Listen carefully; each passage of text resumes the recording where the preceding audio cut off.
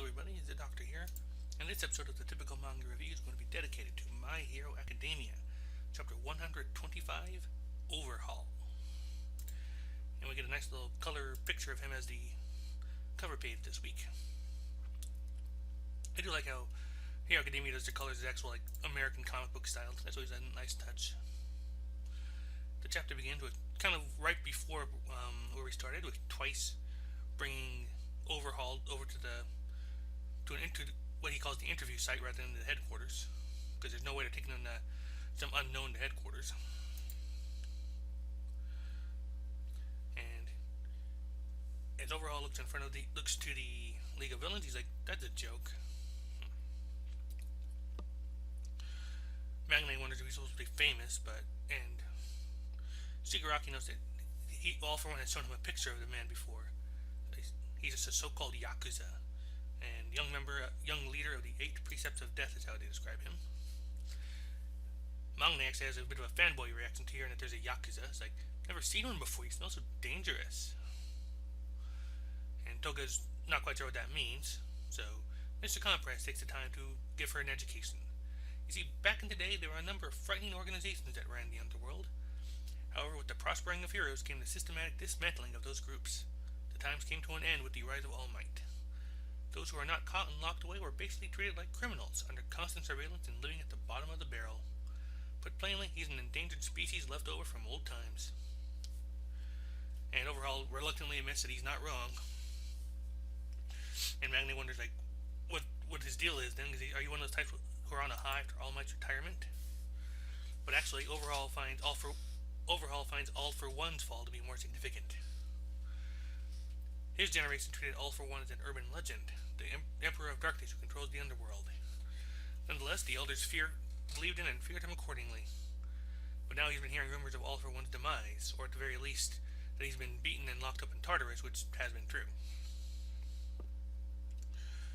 So in other words, there's no longer anyone who rules over the day or the night. So for him, this begs the question, who will be next to rule? Which kind of upsets Shigaraki, like, you know who our sensei is, and yet you're asking that question. Are you trying to stir up trouble? The next will be me.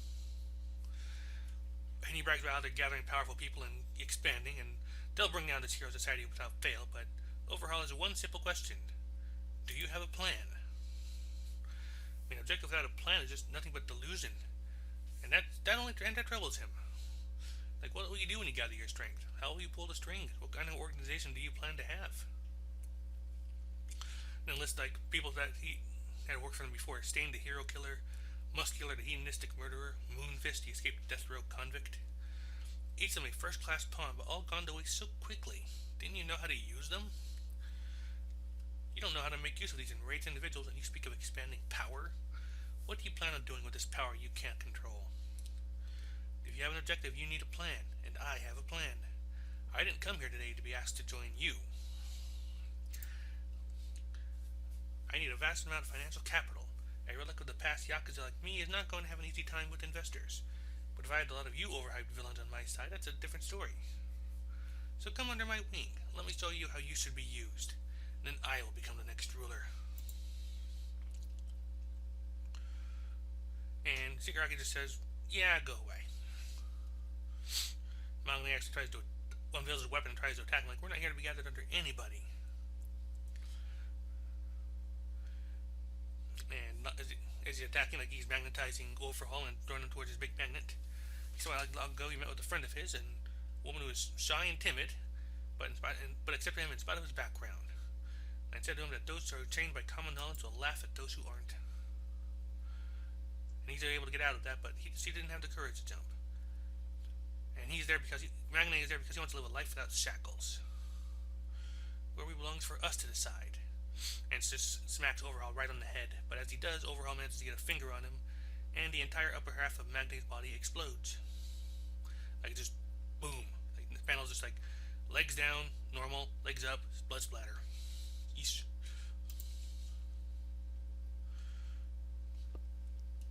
Overhaul notes that you guys are the first touch, but he also is like scrubbing at himself, like, so filthy. It's why I hate this so much.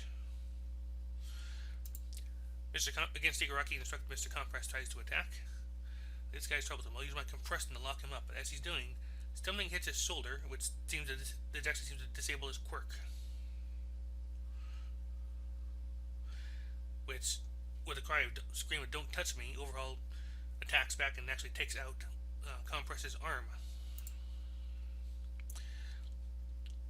This time Shigaraki attacks, but it does in kind of a Germa double 6 move. Overhaul calls for a shield, and the minion gets in front of him, and Shigaraki just grabs him fully. It's like and he pretty much turns into a pile of blood and guts, while a bunch of other guys just crash into the warehouse, all wearing the same plague mask type thing that Overhaul has. Shigaraki's like, well, things would have been a lot clearer if you just did that from the start. And twice as surprised that there's so many people here, because he was sure he wasn't being followed, but Shigaraki knows that most of them are probably from somebody's quirk.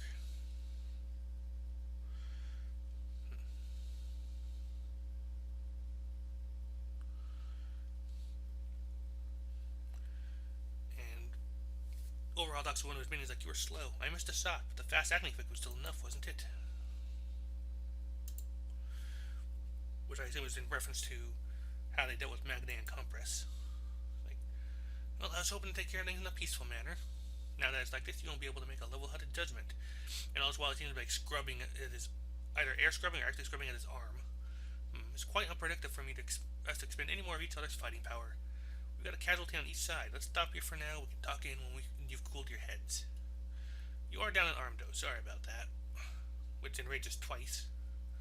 And let's get Toga wanting to do some stabbing. But Shigaraki warns them no. One of the Plague Knight guys like, "Wise move, Handman. It doesn't have to be right away, but in Overhaul, it's like, it doesn't have to be right away, but the sooner the better. Please take the time to think long and hard about your organization and whatnot. Once you've calmed yourself, call me." And he slips Shigaraki a card. Then we leave there entirely. We go to the relaxation lounge at the school, the UA High School, where All Might is inviting in Mirio and Deku. We got a few things to talk about, don't we? And that's where the chapter ends. And people have been noting that there's actually a nice little parallel between Shigaraki and Overhaul, along with Deku and Mirio, so that's a nice touch.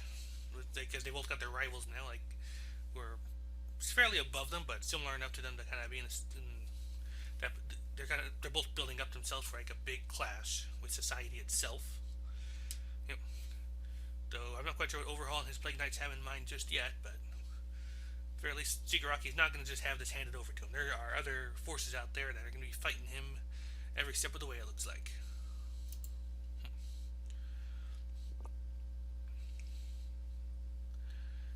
Like I said, this was a nice action chapter, and we definitely got a good characterization of Overhaul for sure. Like I said, he seems to be kind of a germaphobe in some cases. Like I didn't mess him up when he was walking into the hideout. He's complaining about the dust, and from the moment he kills Magnet, he starts scrubbing at himself as if like trying to get the blood off. And he also kind of freaks out when Compress is about to attack him. Might even be that he's wearing the plague mask for the actual reason plague masks were a thing. Like they're filled with stuff that he believes purifies the air for him.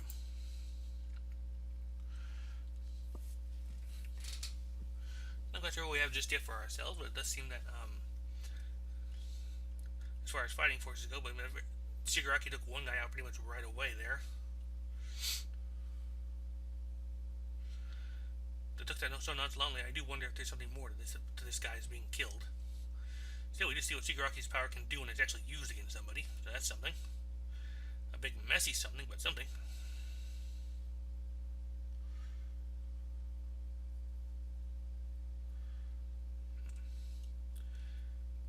Right now we've got 4 guys besides Overhaul, not counting the one Shigaraki killed. One that looks like something out of Soul Eater. Kind of a big old muscle guy with a computer power symbol on his chest. A guy in white hood who's carrying a gun, which seems to be the one that shot the dart that disabled Compress. And one other guy who's just in a black hood. Like, he looks like the Black Spy in Spy vs. Spy. So I don't know if we'll be focusing on them more beyond this chapter, but beyond this little check-in here. I do wonder what All Might has to say to Mirio and Deku, though. Because I think this... It doesn't seem that Mirio is aware of the whole "you could have been my successor" thing, or he might have... I can't imagine he'd be quite as nonchalant about Deku, or seen there smiling in front of All Might.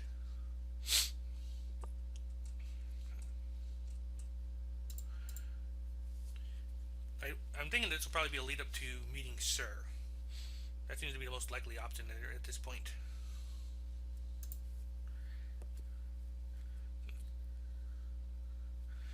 No, some small thing I just now noticed. Deku's wearing a long sleeve shirt underneath his his uniform shirt. Wonder if that's to hide his scarred arms and everything. I could see that actually. But like I said, beyond just noticing how that this is a pretty cool chapter in terms of action, and it is because you get to see like a idea what Overhaul can do, and we also got a good look at what Shigaraki does against a living target, and a few other. And we got Overhaul's characterization. We got Magne got some pre-death characterization, so